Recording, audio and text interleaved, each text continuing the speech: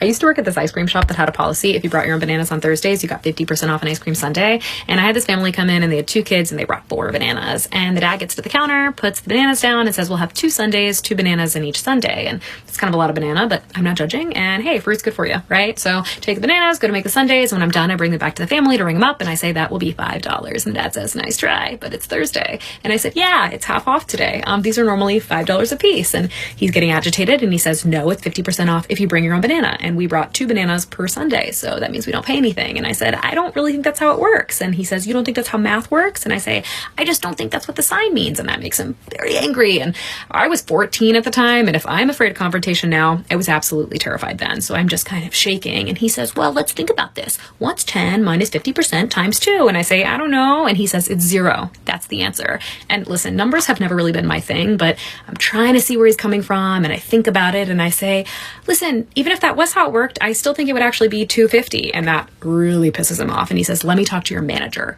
And I say, okay, but my manager was on her smoke break. So the dad's getting like red in the face. The little kid started crying. And I end up just saying, you can have the sundaes. Have a nice evening. So they leave. And that night I'm doing the till reconciliation with my manager who took like 6 smoke breaks an hour. And we were $5 short. So I ended up paying for their sundae with my own money. And at the time I was making $5.15 an hour. So that was basically an entire hour worth of wages.